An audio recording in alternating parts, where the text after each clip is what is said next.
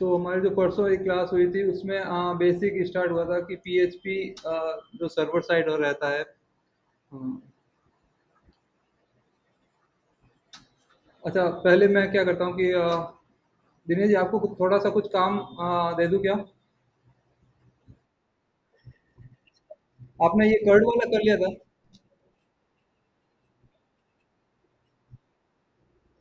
अच्छा। ये कैटेगरी में हो गया था, आपने एडिट कर लिया था, डिलीट करना था। और प्रोडक्ट प्रोडक्ट में?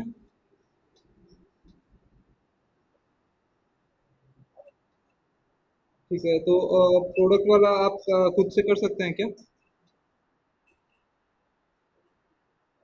ठीक है। ठीक है, तो ये आपका वो प्रोडक्ट वाला आपको करना रहेगा, ठीक है। और अभी वैसे आप रह सकते हैं, ऐसा कोई इशू नहीं।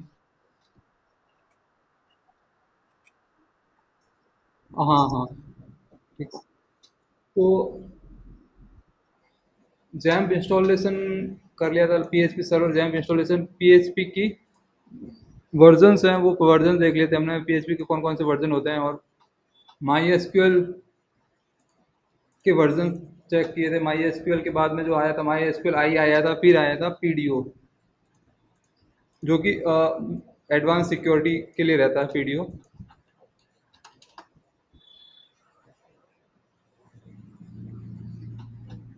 और इसके बाद में आता है पीएचपी में वेरिएबल्स। ठीक है, तो पीएचपी वेरिएबल्स,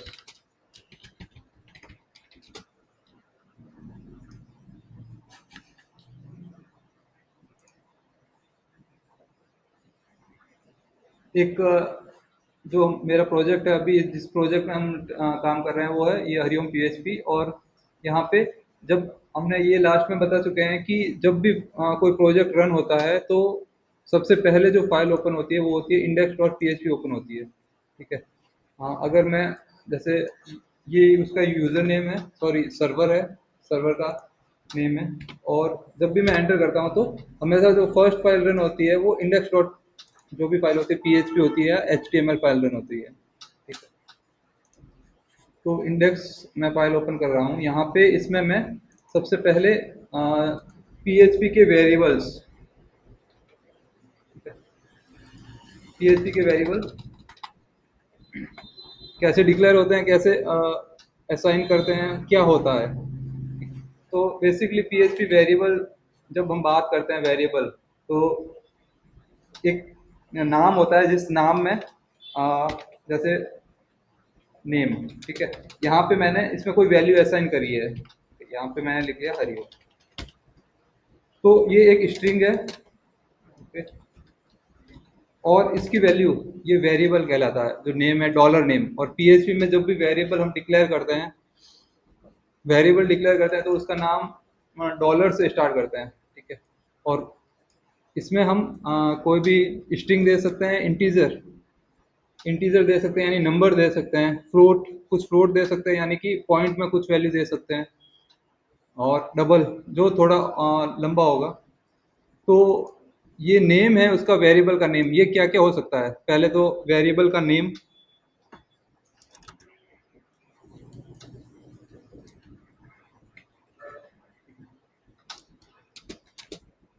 वेरिएबल होता क्या है? Variable is an entity that value change during the program. यानी कि जब भी हम पीएचपी में वेरिएबल काम में लेते हैं, उसकी वैल्यू होगी वो प्रोग्राम के दौरान चेंज होती रहेगी। ये फिक्स नहीं है कि उसकी वैल्यू वही सेम रहेगी। जो स्टार्ट किया है शुरू में हमने यहाँ से, और जब प्रोग्राम के लास्ट में जा रहे हैं तब उसकी वैल्यू चेंज हो सकती है। ये नहीं है कि ये फिक्स रहेगा, ठीक है। और इसमें क्या क्या हो सकते हैं? इसमें तीन तरह के होते हैं वैसे तो नॉर्मली। एक होता है स्ट्रिंग टाइप, एक होता है इंटीजर टाइप, और फ्लोट। ठीक है, बाकी वैसे और भी खूब सारे हैं, लेकिन जो मेन तीन है अभी ये बात कर लेते हैं इनमें। और इसके बाद में आएगा जो वो आएगा, एक आएगा एरे और ऑब्जेक्ट। फिर इसके बाद में जो वेरिएबल टाइप में ही आता है, बूलियन और नल। ठीक है, अगर सी लैंग्वेज कर रखी है तो ये उसमें भी आता है सी लैंग्वेज में, है ना। ओके, तो मैंने यहाँ पे एक वेरिएबल लिया है जिसमें एक स्ट्रिंग डाला है, सेकंड एक वेरिएबल लिया है इंटीजर, ठीक है, उसका नाम मैंने लिखा है नंबर, और यहाँ पे उसकी वैल्यू मैंने एंटर कर दी 10। एक और लिया है मैंने जिसका मैं लिख रहा हूँ परसेंट, और उसकी वैल्यू है 10.50।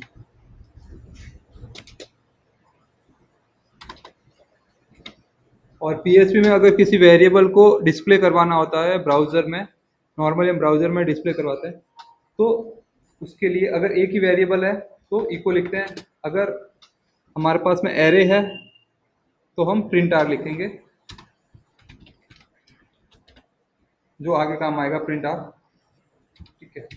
और इको भी लिख सकते हैं और प्रिंट भी लिख सकते हैं, नॉर्मली इको ही लिखते हैं। यहाँ पे अगर मैं लिखता हूँ डॉलर नेम, और echo dollar number, dollar percentage.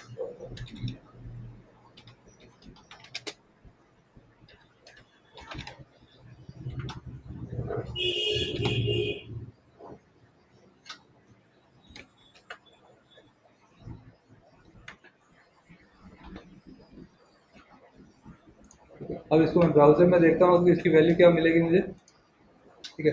जो सबसे पहले वैल्यू है, जो मैंने स्ट्रिंग है, ये नेम इसकी वैल्यू है, जो स्ट्रिंग मैंने डाल रखा है, ठीक है। इसको मैं आगे जाके चेंज भी कर सकता हूँ। सेकंड है ये नंबर, नंबर, ठीक है। और ये तो यहाँ पे ये डिस्प्ले करवाने के लिए बस इतना सा वेरिएबल को डिस्प्ले हो रहा है,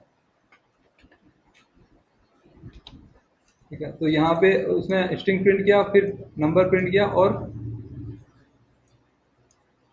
फिर फ्लोट प्रिंट किया, सॉरी। अच्छा, दोनों में नंबर है, यहाँ पे मैं इसको परसेंट कर देता हूँ, परसेंट कर। और इसके बीच में एक स्पेस देने के लिए यहाँ पे हमेशा HTML काम में आएगा आपके, ठीक है। HTML में चाहे तो आप पैराग्राफ लिख लो, या फिर BR टैग लिख सकते हैं लाइन ब्रेक के लिए। तो PHP और HTML दोनों साथ साथ में ही चलते हैं।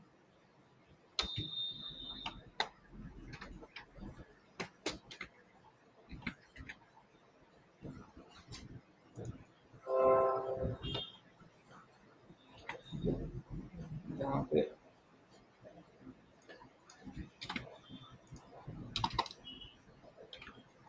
तो ये तो हो गए वेरिएबल, जो हमारे बेसिक वेरिएबल है वो। अब इसके कुछ रूल्स हैं, वेरिएबल के नाम हैं जो उनके कुछ रूल्स हैं, कि जो वेरिएबल का नाम होगा वो मैं क्या क्या दे सकता हूँ वेरिएबल के नाम में मैं,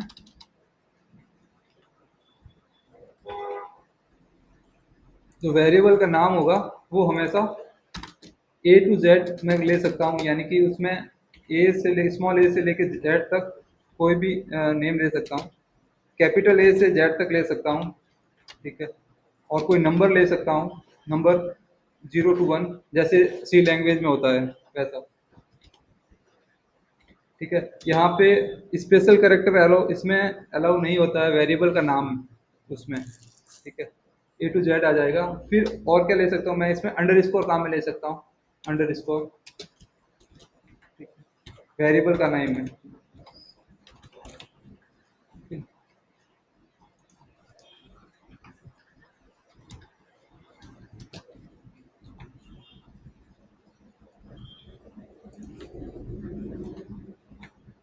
तो जैसे ये नेम है, अगर मैं यहाँ पे इस नेम में स्पेशल कैरेक्टर, जैसे कोई ये आगे स्पेशल कैरेक्टर लिख लेता हूँ, डॉलर तो आएगा ही, ठीक है, डॉलर भी एक स्पेशल कैरेक्टर है, लेकिन ये उसको डिनोट करता है कि ये वेरिएबल है, तो डॉलर स्पेशल कैरेक्टर यूज में लेना ही है, कोई दूसरा स्पेशल कैरेक्टर इसमें नहीं आएगा। तो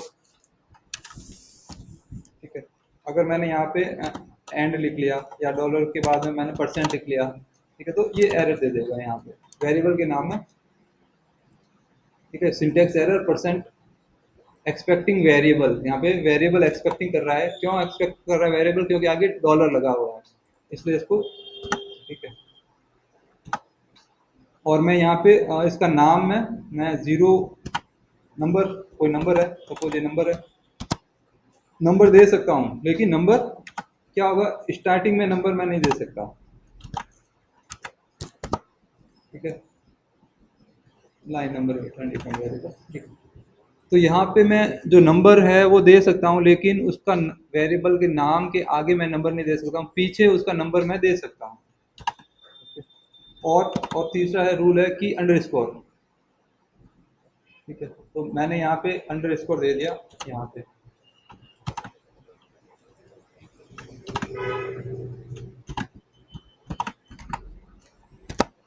ठीक है, तो अंडरस्कोर भी काम करता है।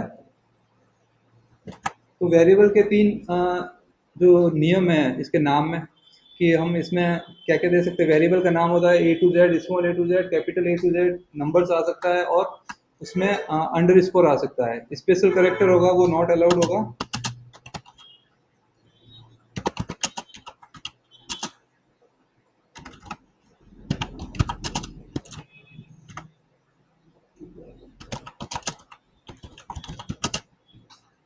तो ये रूल किसके लिए काम आता है? ये रूल काम आता है जितने भी वेरिएबल्स हैं, चाहे स्ट्रिंग है, इंटीजर है, फ्लोट है, एरे है, ऑब्जेक्ट है, बूलियन है, या कोई भी वेरिएबल है, उन सभी के लिए ये रूल काम में करेगा वेरिएबल के, पीएचपी वेरिएबल में। और पीएचपी वेरिएबल में एक और इंटरव्यू क्वेश्चन बनता है दिनेश जी, ये एक इम्पोर्टेंट क्वेश्चन है कि अगर मैंने डबल डॉलर लिख लिया, ठीक है, डबल डॉलर लिखा और यहाँ पे मैंने लिखा नेम, या यहाँ पे मैंने लिखा हिंदी, और इसमें मैंने ये नंबर डाल दिया, तो ये क्वेश्चन बनता है इंटरव्यू में कि अगर मैंने किसी वेरिएबल के आगे $2 लिखे हैं और इस वेरिएबल में एक ही डॉलर है, ठीक है, तो दोनों ही वेरिएबल क्या सही है? और अगर सही है तो इस डबल डॉलर में क्या आएगा? तो ये इंटरव्यू का क्वेश्चन, इसमें ये सॉल्यूशन ये आता है कि जब भी हम अगर $1 लिखते हैं तो वो नॉर्मली वेरिएबल कहलाता है, और अगर जब हम डबल डॉलर लिखते हैं तो इसमें क्या होता है, हम किसी भी वेरिएबल की वैल्यू को स्टोर कर सकते हैं। यानी कि अगर हमने डबल डॉलर हिंदी लिखा है, इसमें नंबर को स्टोर कर सकते हैं। सपोज यहाँ पे मैं इको करता हूँ, इको डबल डॉलर हिंदी,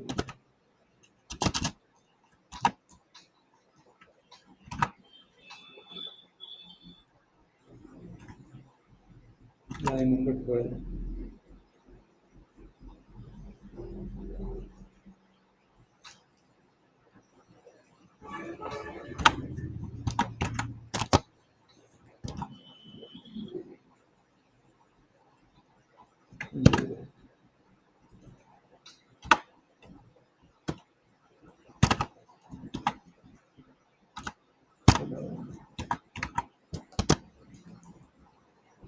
ठीक है।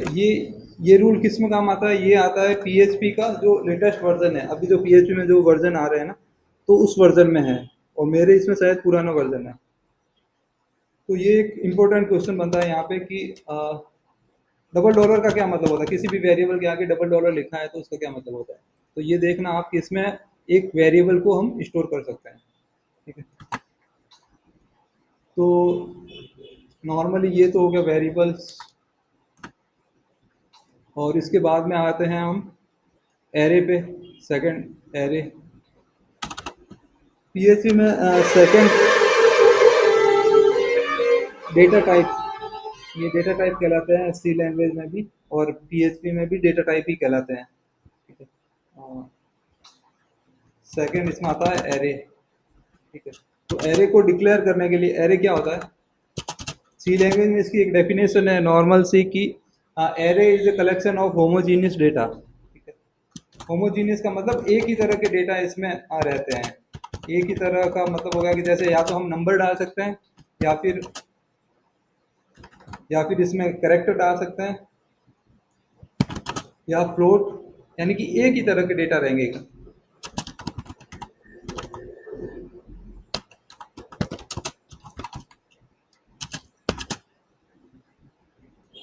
सेम एरे सी लैंग्वेज में भी है, तो उसमें भी वही काम करता है जो पीएचपी में काम करता है।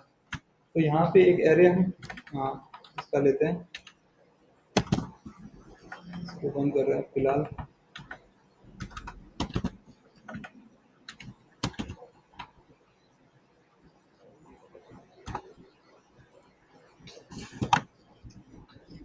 एरे को डिक्लेयर कैसे करते हैं, एरे को बनाते कैसे हैं? एरे में भी तीन तरह के एरे होते हैं। जो फर्स्ट एरे होता है वो होता है इंडेक्स एरे। तो ये थोड़ी सी थ्योरी है, मैं फटाफट बता रहा हूँ। एरे टाइप्स, एरे टाइप कितने तरह के होते हैं? तो फर्स्ट हो गया इंडेक्स एरे।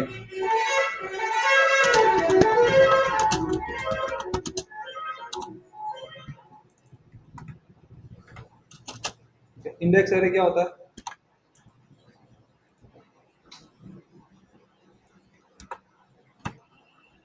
यहाँ पे मैंने लिखा एक वेरिएबल लिया स्लैश डॉलर,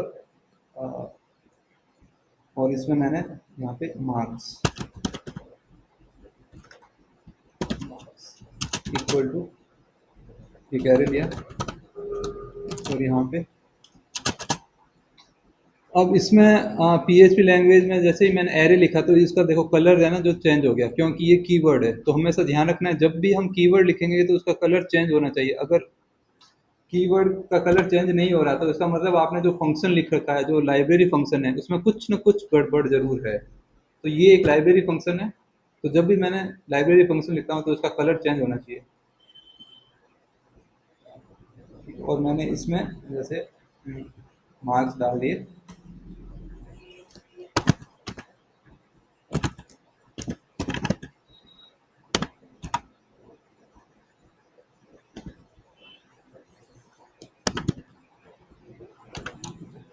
और यहाँ पे मैंने उसको प्रिंट कर दिया।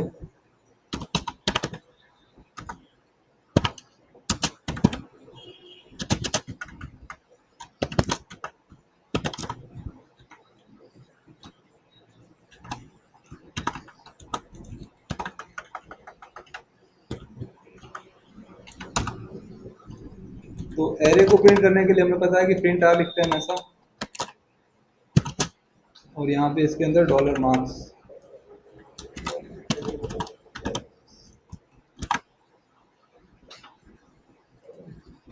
अब मैं इस प्रोग्राम को वापस रन करवाता हूँ।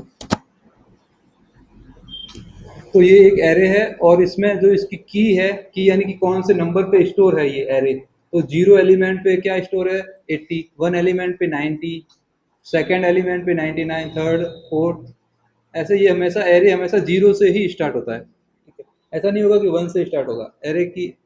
जब भी कभी हम प्रोग्राम में लिखेंगे तो हमेशा जीरो से ही स्टार्ट करना है। तो मैंने ये प्रिंट आर लिखा, प्रिंट आर में ये पूरा एरे डिस्प्ले किया यहाँ पे मार्क्स। अगर मुझे एक एक एलिमेंट डिस्प्ले करवाना है तो मैं क्या करूँगा, इको लिखूंगा, इको।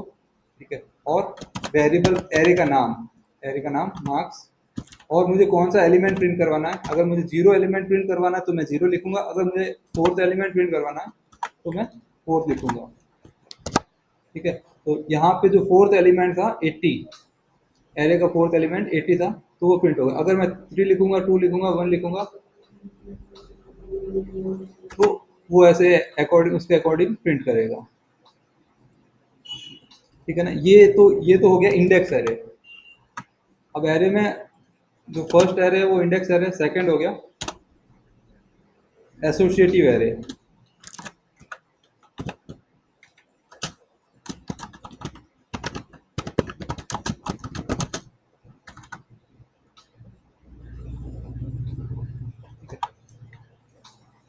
फाइल सेव करवा देता हूँ वैसे मैं।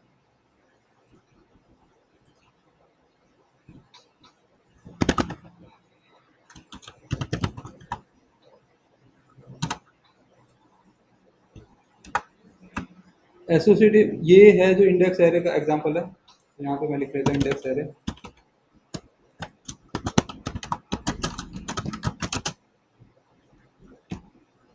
ठीक है। और जब भी मैं स्लैश लिख रहा हूँ, सपोज ये स्लैश आ रहा है यहाँ पे, तो इस लाइन को कंपाइलर होगा जो वो रीड नहीं करता है। या तो मैं स्लैश लिखूँ, या फिर अगर मैं ऐसे लिखा है फॉरवर्ड स्लैश करके स्टार, और उसके अंदर मैंने कुछ भी टाइप किया है, तो कंप्यूटर उसको रन नहीं करेगा, कंपाइल नहीं करेगा। कंपाइल का मतलब होता है, कंप्यूटर का एक कंपाइलर होता है जो उसको रीड ही नहीं करता, वो उसको सिर्फ एज ए कमेंट रीड करता है। कमेंट यानी उसको रीड नहीं करता, प्रोग्राम प्रोग्राम बिल्कुल रीड नहीं करता।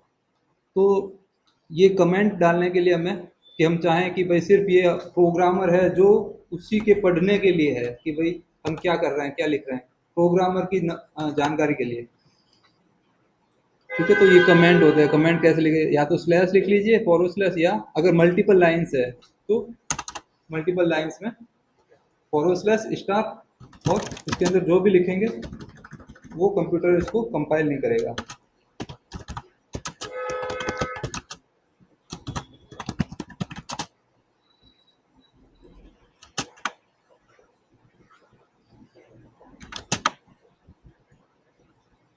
ठीक है, इसके बाद में जो सेकेंड हमारा जो एरे है वो है एसोसिएटिव एरे।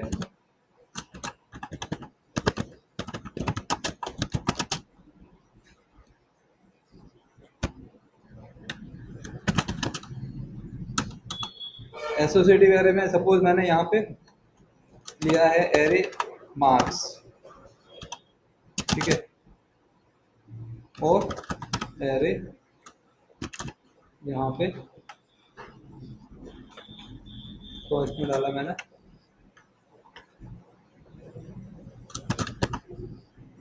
राम 90।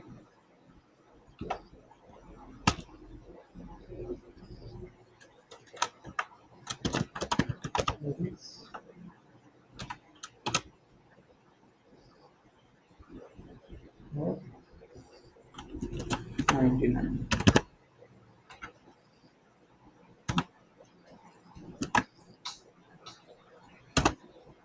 और इसको मैंने वापस यहाँ पे प्रिंट करवा दिया।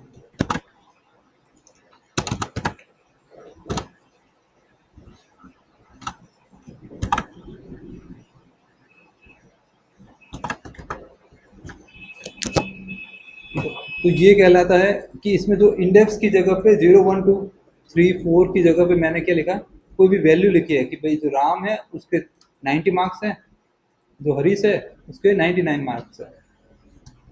ठीक है, अगर मुझे कभी सपोज मुझे ज़रूरत पड़ती है कि सिर्फ राम के ही मुझे देखने हैं मार्क्स, तो मैं यहाँ पे लिखूँगा जो मार्क्स का है वेरिएबल, उसमें जो की है, की क्या है, की है राम। ठीक है, तो अभी सिर्फ राम के जो नंबर होगा, राम के कितने नंबर, जैसे 90 है मार्क्स, तो वही डिस्प्ले करेगा।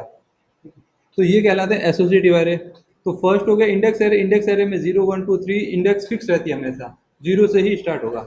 और सेकंड है जो, वो है एसोसिएटिव एरे। एसोसिएटिव एरे में आ, जैसे हमारे पास में जो नेम है, और एसोसिएटिव एरे में की जगह हम कुछ स्ट्रिंग भी डाल सकते हैं, और उसकी वैल्यू भी डाल सकते हैं। ठीक है, और ये हो गया एसोसिएटिव एरे। इसके बाद में जो हमारा रहता है वो रहता है, हाँ, तो तीन तरह के एरे हैं। First index array, second associative array, और थर्ड रहता है मल्टी डायमेंशनल एरे।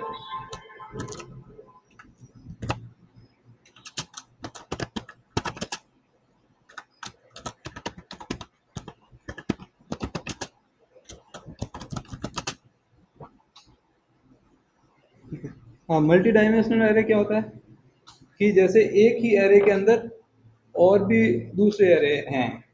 तो जैसे हम सी लैंग्वेज में भी अगर करते हैं, तो उसमें भी मल्टी डायमेंशनल एरे होते हैं सी लैंग्वेज में। तो इसका एग्जांपल के लिए हम इंडेक्स एरे, एसोसिएटिव एरे, और यहाँ पे, हाँ हाँ बताइए।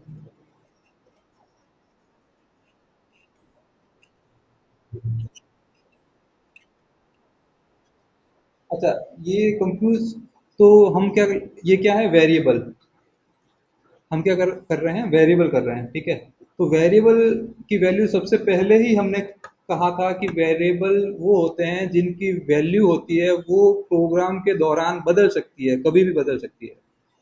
ठीक है, तो एरे है, एरे में हमने जो मार्क्स लिया है यहाँ पे, ठीक है, यहाँ पे इसकी वैल्यू पहले ये थी। ठीक है, अब प्रोग्राम जैसे ही आगे बढ़ा तो यहाँ पे इस मार्क्स की वैल्यू बदल गई। ठीक है, यानी कि वेरिएबल का मतलब ही ये है कि ये वेरिएबल की वैल्यू प्रोग्राम के दौरान बदल सकती है। वैसे हम यहाँ पे दूसरा ले सकते हैं।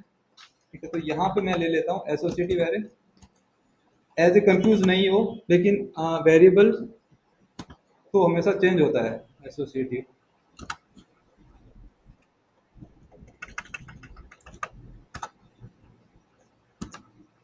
ठीक है, यहाँ पे केस सेंसिटिव, अगर मैं डॉलर ये लिखा हूँ तो भी ये वेरिएबल मान्य रहेगा, क्योंकि वेरिएबल जो जीरो जीरो से 9 ले सकते हैं हम, उस वेरिएबल का नाम स्मॉल ए ले सकते हैं, स्मॉल ए से कैपिटल ए ले सकते हैं, स्मॉल जेड ले सकते हैं, कैपिटल जेड ले सकते हैं। ठीक है, और ये वाला रहेगा इंडेक्स, और अंडर स्कोर भी ले सकते हैं। सेकंड है हमारा, सॉरी, लास्ट, फर्स्ट सेकंड हो गए, इसके बाद में मल्टी डायमेंशनल एरे।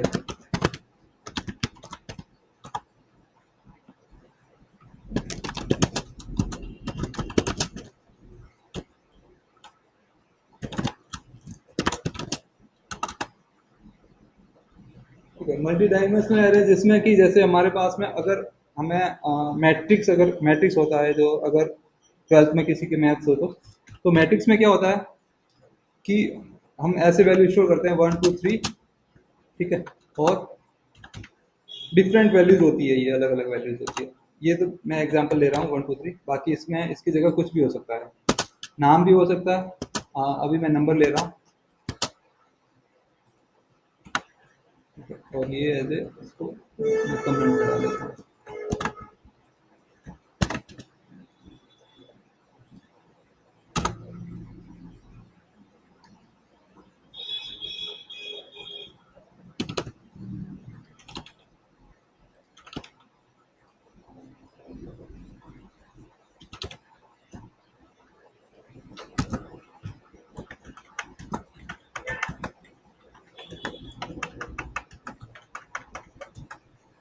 ये ये एक इंडेक्स, सॉरी, मैट्रिक्स है। और अगर जब आप मल्टी डायमेंशनल एरे बनाते हैं तो वो कैसे बनाते हैं, डॉलर मल्टी डायमेंशनल एरे, ज़्यादा लंबा, इक्वल टू एरे।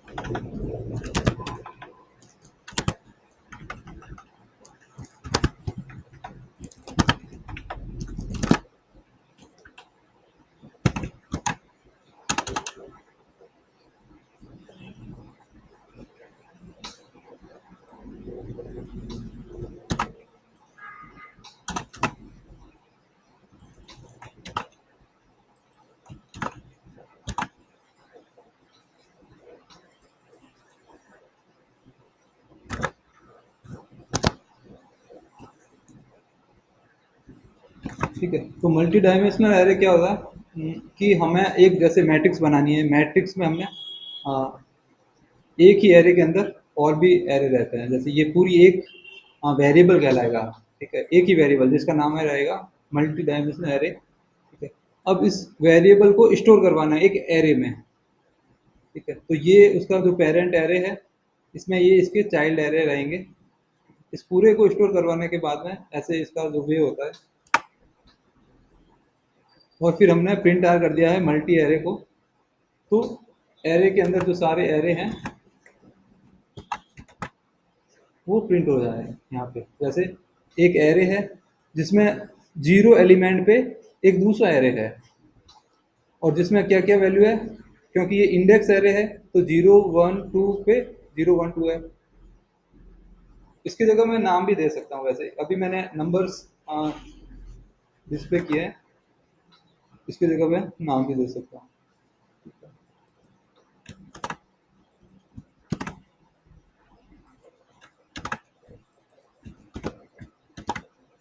यहाँ पे मैं तो नाम है जैसे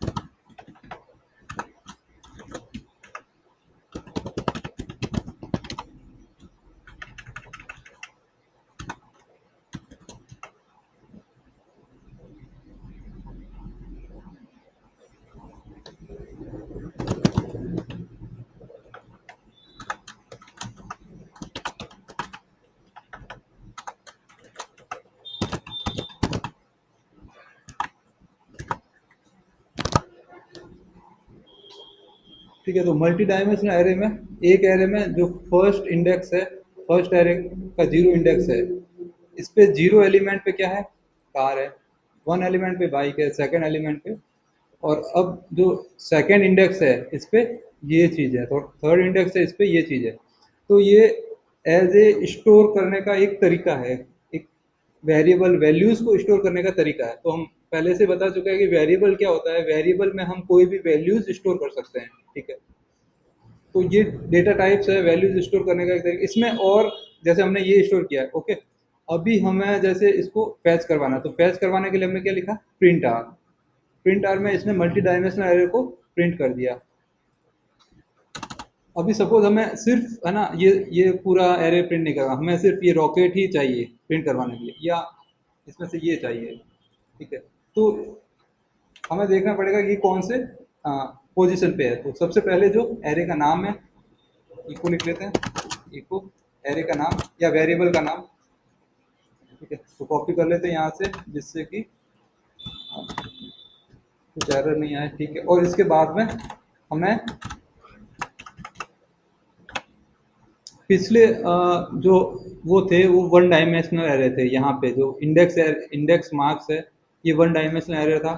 और यहाँ पे हमने जब अगर हमें 90 प्रिंट करवाना होता था तो हमने क्या किया था, हमने हाँ ये रहा, तो हमने ऐसे लिखा था,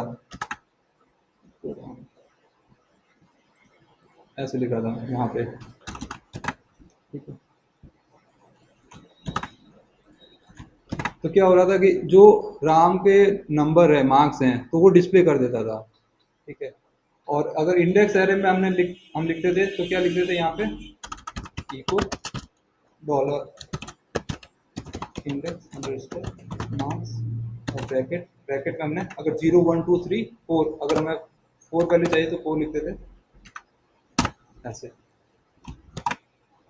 तो ये इंडेक्स एरे में हम ऐसे लिखते थे, कोई एक वैल्यू पर्टिकुलर वैल्यू चाहिए होती थी। एसोसिएटिव एरे में भी हम ऐसे ही लिखते थे।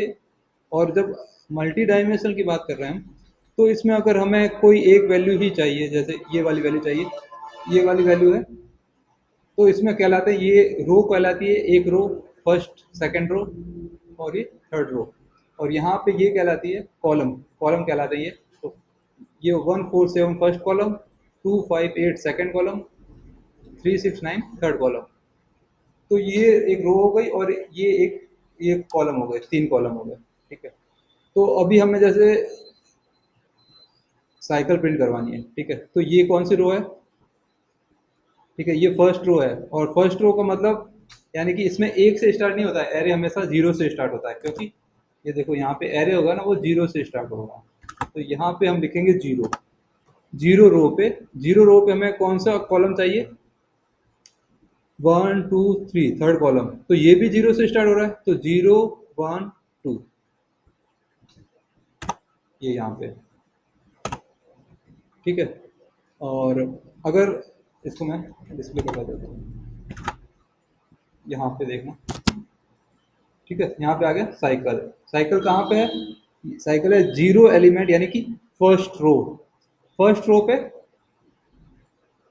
लास्ट कॉलम है, यानी कि थर्ड कॉलम है, थर्ड कॉलम में 0 से स्टार्ट हो रहा है, 0 1 2, तो मैंने 0 1 2 लिखा, जीरो पोजीशन पे, जीरो पोजीशन यानी कि 0 रो पे सेकंड कॉलम, ठीक है। तो इसने क्या प्रिंट कर दिया, साइकिल, ठीक। अगर मुझे ये रॉकेट प्रिंट करवाना है सपोज, तो मैं क्या लिखूंगा, इको सेम एरे का नाम, और अभी देखो ये कौन सी रो है, ये 0 हो गई, ये 1 है, ठीक है, 1 रो है। और इसमें मुझे जैसे अभी रॉकेट प्रिंट करवानी है, ठीक है, तो रॉकेट प्रिंट करवाने के लिए, रॉकेट कौन से एलिमेंट पे है, रॉकेट है 1 एलिमेंट पे, यानी कि 0 से स्टार्ट हो रहा है, 0 फिर 1 फिर 2, ठीक है, तो दोनों ही 1 1 पे है, और ये मैंने यहाँ पे ये करवा दिया, ठीक है। एक बी आर लगा देता हूँ मैं,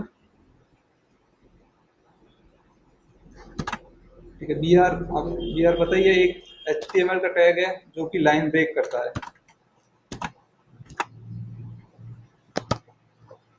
ठीक है। तो साइकिल फिर हो गया रॉकेट, साइकिल और रॉकेट, यानी कि 0 एलिमेंट पे जो सेकंड कॉलम था, 0 1 2 सेकंड, और इसमें भी, तो ये हो गया 1 0 और 1, तो इस पे रॉकेट आ गया, ठीक है। अगर मुझे यामा प्रिंट करवाना है, तो मैं क्या लिखूंगा, 0, ये है 0 1 2, 2 पे, तो मैंने यहाँ पे लिखा इको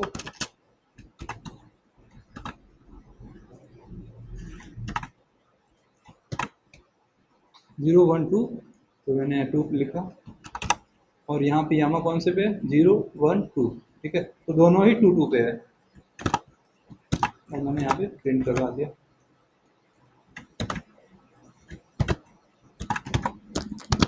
ठीक है। तो यहाँ पे ये यामा है, तो एक ही पर्टिकुलर अगर वैल्यू मुझे प्रिंट करवानी है वेरिएबल में से, एरे, एरे की वैल्यू, तो मैं ऐसे लिखूंगा, ठीक है। तो ये 3 तरह के एरे हो गए हैं हमारे, एक तो मल्टी डायमेंशनल एरे, सेकेंड जो लास्ट था मल्टी डायमेंशनल, उसके पहले हमने किया था एसोसिएटिव एरे, और उससे पहले किया था हमने इंडेक्स एरे, ठीक है।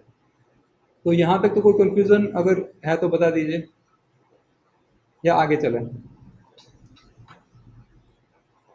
ठीक है, आगे चलते हैं। आगे इसमें जो आएगा,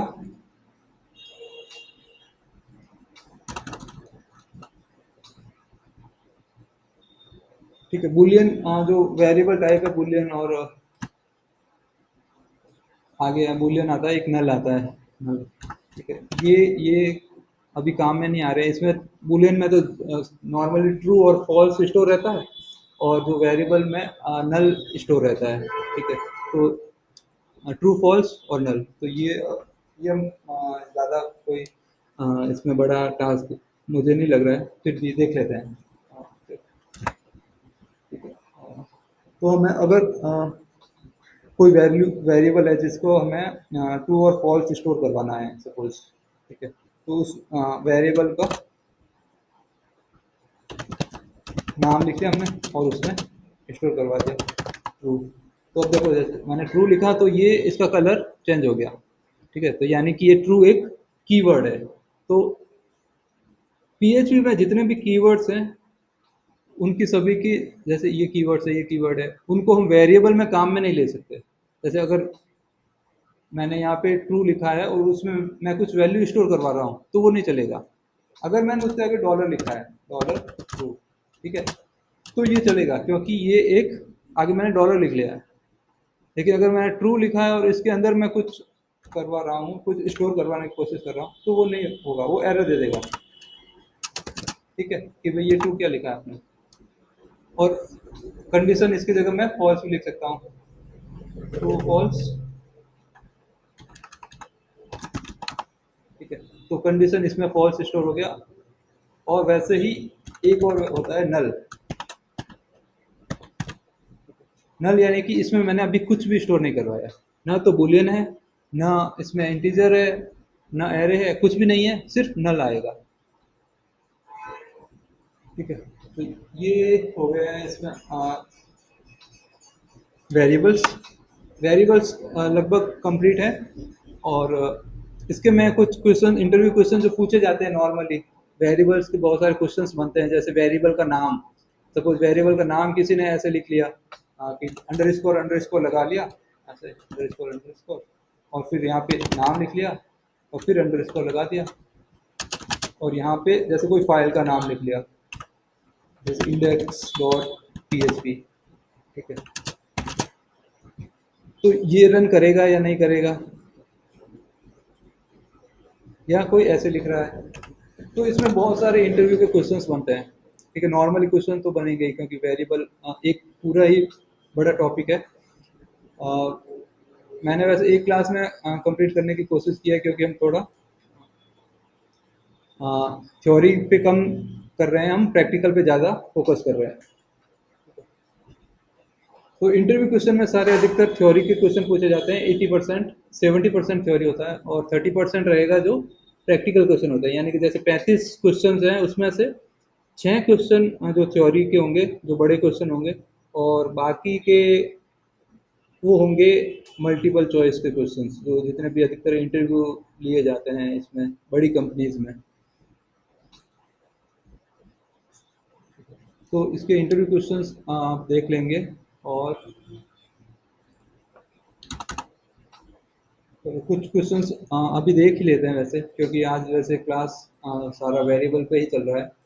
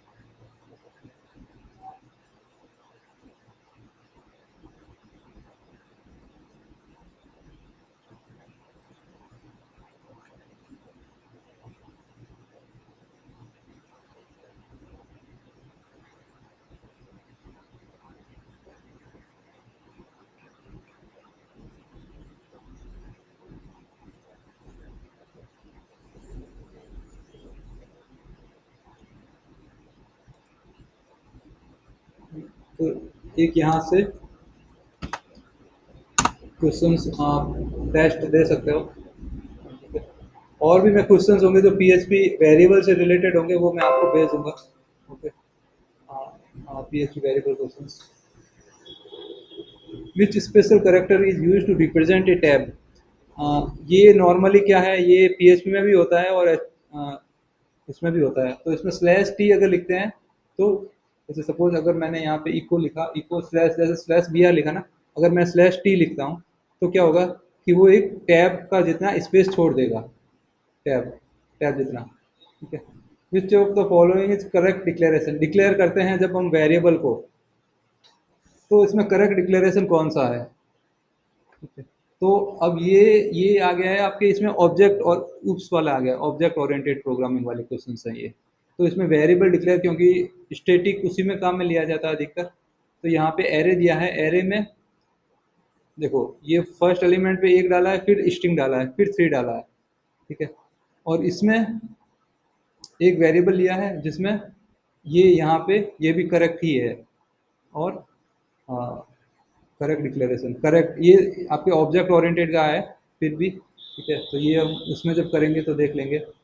विच special character is use to represent a new line and carriage return in. New line के लिए हमेशा स्लैश एन लिखा जाता है। ठीक है, और कैरेज रिटर्न के लिए स्लैश आर लिखा जाता है। तो वैसे ये करवाना है, ये टॉपिक पूरा करवाना है, स्लैश आर स्लैश एन। तो ज़्यादा बड़ा नहीं है, ये 5-10 मिनट का है। ठीक है।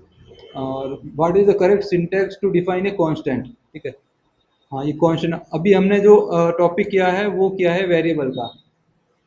जो नेक्स्ट टॉपिक होगा हमारा नेक्स्ट क्लास में वो होगा कि कांस्टेंट को कैसे डिफाइन किया जाता है, कांस्टेंट को कैसे स्टोर किया जाता है। कांस्टेंट क्या होता है? कांस्टेंट की वैल्यू होती है जो पूरे प्रोग्राम के दौरान एक ही रहती है, या हमारे पूरे सॉफ्टवेयर में जैसे एक कांस्टेंट बनाया है तो वो एक ही रहेगी।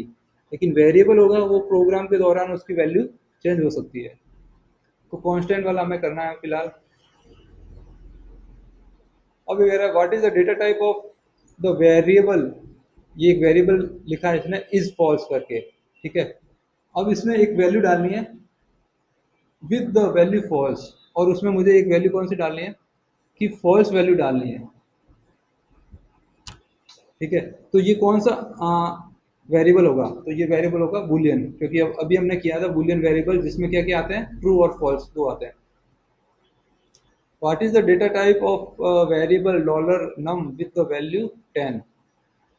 ठीक है। अगर मुझे एक वेरिएबल डिक्लेयर करना है जिसमें मुझे 10 डालना है, तो वो कौन सा होगा? स्ट्रिंग होगा, बुलियन होगा, इंटीजर होगा, फ्लोट होगा? कौन सा होगा? इंटीजर ही होगा नॉर्मली, क्योंकि स्ट्रिंग में तो हमेशा कैरेक्टर लेंगे, बुलियन में ट्रू और फॉल्स लेंगे, फ्लोट में जो परसेंटेज जो नंबर्स होंगे ना डॉट परसेंटेज वाले वो लेंगे, इंटीजर में 10 आ सकता है।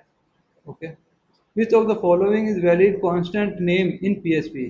ठीक है। कांस्टेंट का नेम कौन सा वैलिड होगा? तो जैसे वेरिएबल का नाम होता है ना, वैसे ही कांस्टेंट का नाम होता है, लेकिन कांस्टेंट का नाम होगा वो हमेशा कैपिटल लेटर्स में होगा, ये ध्यान रखना है। और उसमें अंडरस्कोर हम काम में ले सकते हैं। ठीक है। तो इसमें स्मॉल लेटर्स आ गए, इसमें भी स्मॉल लेटर्स आ गए, और इसमें जो है अंडरस्कोर की जगह डैश है। ठीक है। तो ये भी, ये तीनों काम नहीं करेंगे और ये वाला काम करेगा। Can constant be redefined after they has been defined. यानी कि कांस्टेंट को अगर हमने एक बार डिफाइन कर दिया है, एक बार हमने उसकी वैल्यू डाल दी है, तो क्या हम उसको वापस रीडिफाइन कर सकते हैं? यानी कि वापस उसकी वैल्यू चेंज कर सकते हैं? डिफाइन, वापस डिफाइन करना। डिफाइन का मतलब होता है जैसे यहाँ पे कांस्टेंट को ऐसे डिफाइन किया जाता है, डिफाइन माई कांस्टेंट, कांस्टेंट का नाम और उसकी वैल्यू। ठीक है। तो ये कह रहा है कि अगर मैंने एक बार कांस्टेंट को डिफाइन कर दिया है तो दूसरी बार उसको डिफाइन कर सकते हैं या नहीं कर सकते, ये क्वेश्चन है। तो yes, no, depends upon implementation, depend upon architecture. तो इसमें नो ही होता है अधिकतर। ठीक है। तो ये सारे क्वेश्चन हो गए, 8 क्वेश्चन थे। वैसे और भी क्वेश्चन है पीएचपी वेरिएबल्स के, वो मैं कोशिश करूंगा आज ही भेज दूंगा। ठीक है। तो आज के लिए एक बार वापस फिर रिकैप कर लेते हैं फटाफट कि हमने आज क्या क्या किया। हाँ, पीएचपी के वेरिएबल देखे थे। पीएचपी के वेरिएबल कौन कौन से होते हैं? इंडेक्स, एक तो स्ट्रिंग होता है, नंबर होता है, और एक फ्लोट होता है। ठीक है। और पीएचपी के वेरिएबल में जो नंबर फ्लोट स्ट्रिंग कर लिया, उसके बाद में हमने एरे देखा था। एरे में इंडेक्स एरे, इंडेक्स एरे में 0 एलिमेंट होता है, 1 एलिमेंट कीज होती है, उस पर ये वैल्यूज स्टोर रहती है, 0 से स्टार्ट होगा हमेशा। सेकंड होता है एसोसिएटिव एरे। एसोसिएटिव एरे में कोई की नहीं होती है, जो भी हम की डालेंगे उसमें हम अपने अकॉर्डिंग वैल्यू डाल सकते हैं। ठीक है। तो वो एसोसिएटिव एरे कहलाती है। और multi dimensional array, multi dimensional array में हम जो एज ए मैट्रिक्स, ठीक है, एज ए मैट्रिक्स उसमें डेटा स्टोर कर सकते हैं। ये दोनों तरह के हो सकते हैं, ये इंडेक्स भी हो सकता है और एसोसिएटिव भी हो सकता है। ठीक है। अगर मैंने जैसे ये कार लिखा है, कार, यहाँ पे ये जैसे ये तो हो गया इंडेक्स एरे। अगर मैं यहाँ पे कार की जगह यहाँ पे मैं वो लिखूँ अपने व्हीकल,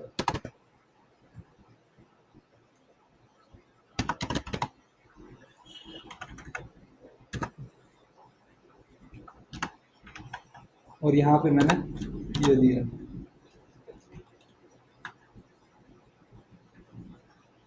या फिर यहाँ पे लिख लेता हूँ 4 व्हीलर, या एच लिख लिया, सपोज एच लिख लिया।